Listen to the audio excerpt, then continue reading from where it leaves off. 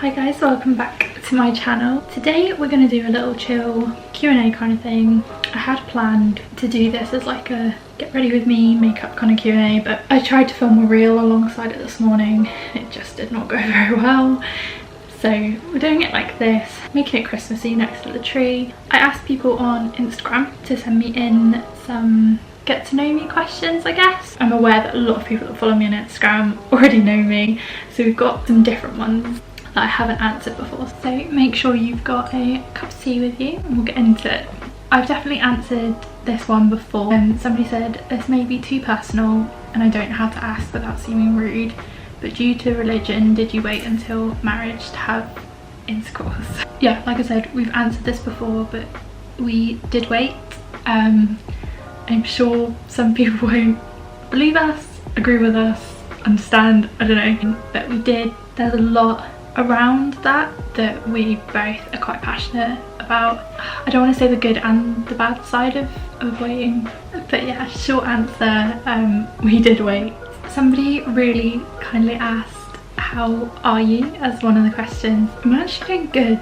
Depends what day you ask me on at the minute. Yeah, I think I'm doing pretty good. It's a really lovely thing to ask. I'm in a weird place with a lot of aspects of life at the minute, but on the whole I'm okay, thank you. Someone asked, how has your 2020 been? Well, 2020 has not gone as planned, and I guess it hasn't for a lot of people.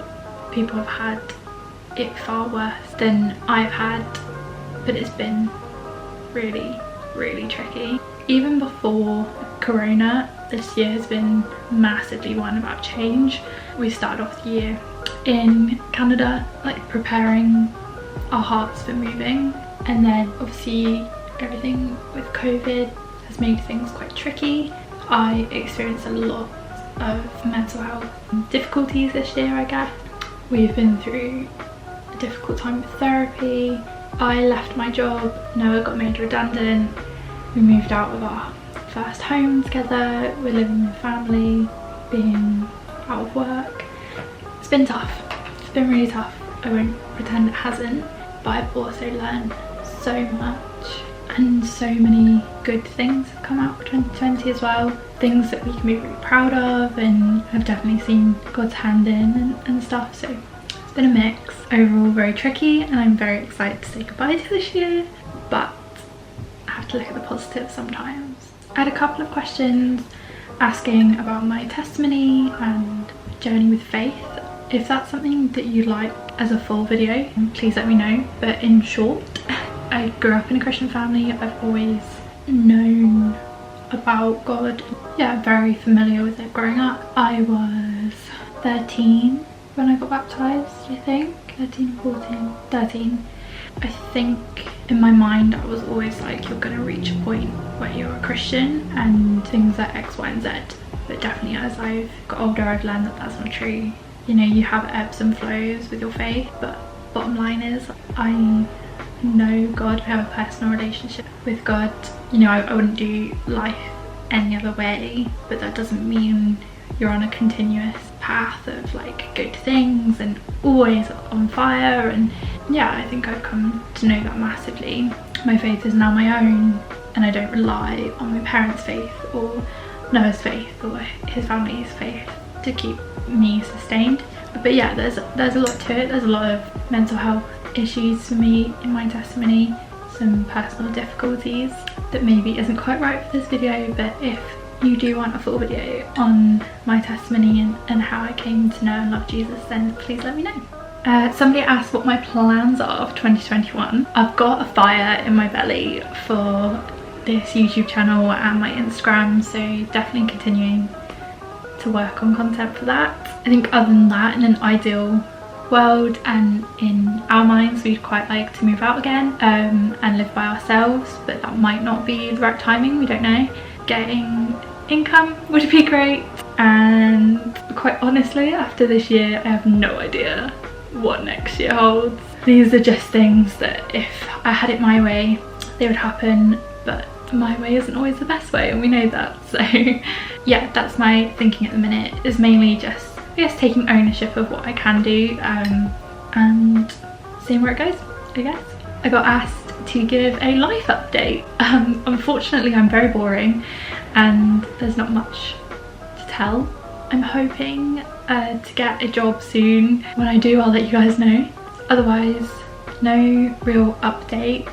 Canada for us is still looking very closed off at the minute. They've actually just gone into lockdown, so that doesn't scream gonna happen anytime soon. But yeah, like I said, our plan would be to move out, but we're nowhere near being able to just yet. Noah's business is doing really well, which is really cool. I think the last time we spoke, he'd only just started it up properly. He's actually launching in the new year, but he's had some consistent work going, which is amazing. He's done some really cool things already, so that is a definite update for him. Yeah, I'll keep you guys posted. I wish I had something interesting to share, but otherwise very boring. Somebody asked best self-care tips. For me, going for a walk massively is self-care. Getting some fresh air. At the minute I'm in the house a lot and I don't get out much, so for me that's the best kind of self-care. Taking time off my phone, I never know I need it until I do it, and I feel so much better for it.